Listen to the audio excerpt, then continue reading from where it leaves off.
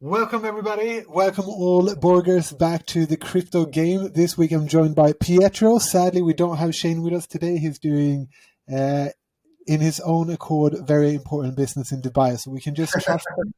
But for the first time, we're actually both in swagged out gear. So Shane, you've been talking about us not wearing the merch. Now we are, but you're not here. So we'll miss his energy. There'll definitely be some kind of a drop in energy because he's not here, but also less insult. So I think you'll be fine. True, there's a balancing act to it. Yeah, but no, all jokes aside, Shane, I hope you're doing well and that the business in Dubai is going good. Maybe that's something that we can update the community on further along the line. But today we have three exciting projects and tokens to discuss. So, Pietro, should we jump straight into it? Let's get to it. I'm ready.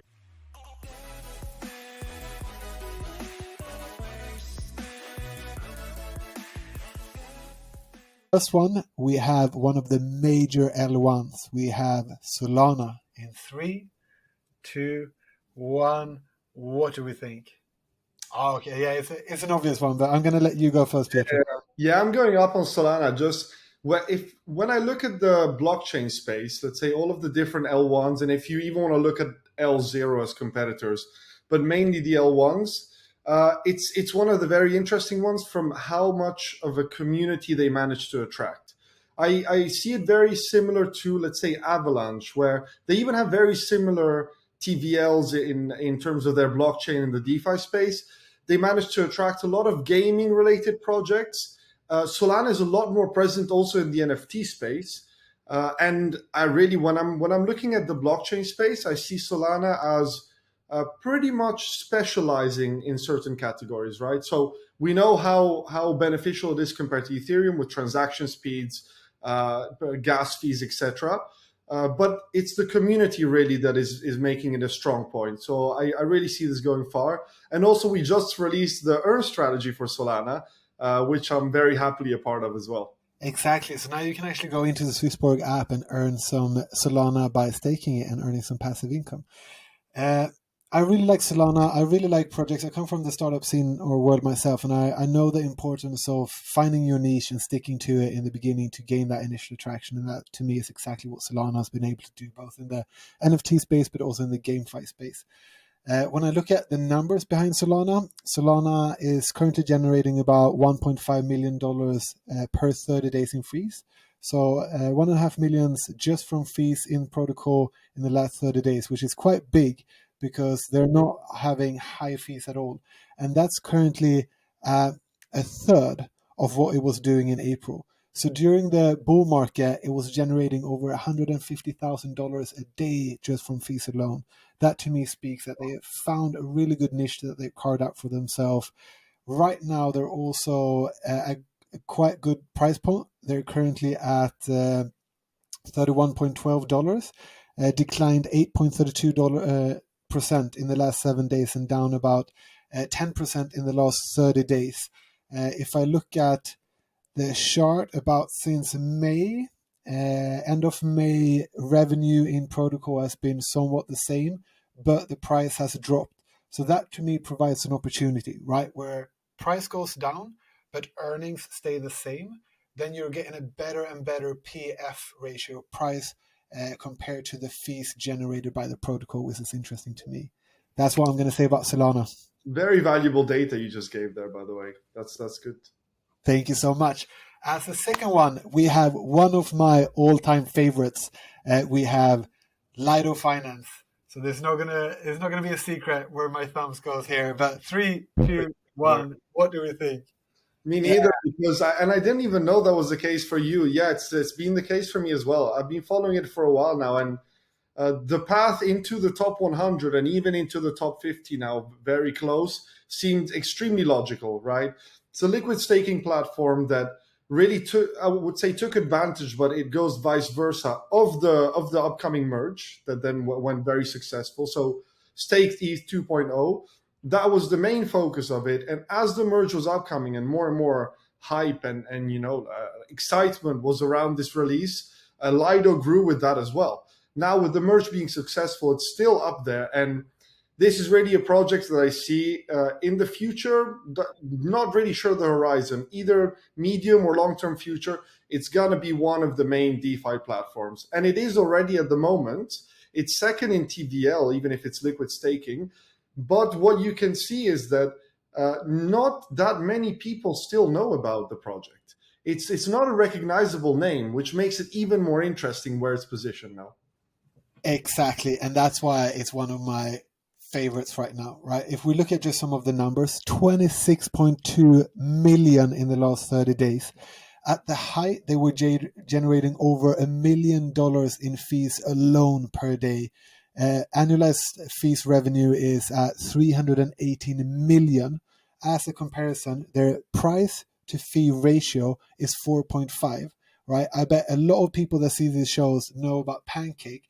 Their PF is about 13, 14, right? This has half the price per token compared to the fees it generates if you compare it to Pancake. It's an absolute bargain. Most people still don't know it because they're a bit, what is liquid staking? How does this play in? One of their major holdings has been ETH staking, which with the ETH merge, people were confused around and stuff like that. But to me, Lido is a cash cow, right? It's one of those, if I can call it dividends tokens. It's one of those tokens that have a good revenue, good track record. They literally are growing their revenue. So they've grown their revenue in the last 30 days with 6.07%. The fact that they're growing revenue in times like these, I mean, come on, that's amazing. And the fact that they have been generating up to 1.2 million just from fees per day during the bull market makes me very, very bullish on something like this. Yeah, perfect summary, really. I'm also extremely bullish, as you might have heard. Awesome. Okay, so then we have the last and final one for today. Then we're going to wrap it up. We have the classic, one of the earliest, if I can call them DeFi protocol. Yeah, I can. We have Uniswap in 3, 2, 1. Yeah, I'm also somewhere there. Yeah, this is weird. We've never been this synced, Pietro. No, that's true. That's interesting.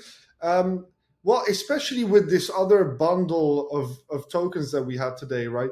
Less Solana, but more projects like Lido, where I see the potential is much greater compared to where they're positioned now and where they could be headed and what is my upside, Uniswap I see as a very stable buy. I would see it, let's say, like a compound, like an AV, extremely stable. You want to be in the DeFi space. You have faith in this space in the future, and it definitely makes sense.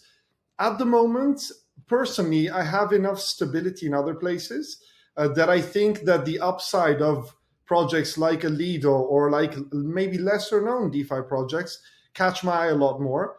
I still went diagonal because I still think Uniswap long-term will do extremely well. Short-term might have less interesting price actions than other tokens. So I'm somewhere in between stable and bullish. Very much the same. I mean, for the people that have been in DeFi for a while, Uniswap was one of the biggest and earliest actors in the space. They really feel a need. They're enormous, right? Just fees last 30 days, over $40 million. Annualized fees getting close to $500 million, right? These people are generating nearly $500 million just from fees in annualized revenue or in annualized performance from fees. But what I would say is currently they're priced at $6.09, so just about $6. Their PF ratio, right? We're getting back to these key numbers. There's price compared to fees collected is 13.35. Remember, Lido 4.57, right? This is some of the things that both me and Pietro are highlighting. There is more upside potential when we're looking at something with Lido. On the contrary, though, Uniswap is a huge behemoth. They've been around since the beginning of DeFi summer. They're established. They're like a blue chip. They're like the early AT&T of stocks. If you want to hold that in your stock portfolio, right? It's one of those. They've been around. They're known. It's good. It's not going to have maybe as much upside potential, but as the space grows, if you're looking at it at the year, 3-year, 5-year horizon, for sure something to have in your portfolio. Of course, not financial advice, just our own joyful opinions, but with something with Lido, more upside potential. And going yesterday, sorry, when this is posted, you can now also get Lido in the SwissBorg app. Super easy with a click. Don't miss opportunity. Not financial advice. I'm clocking out. That's everything from me. Pietro, some final words. Right. Oh, no, it was great. We'll have Shane back next week. It's always interesting to hear his opinion, but it was a pleasure as always. We'll see you next week. Likewise. Thank you so much. Goodbye, burgers.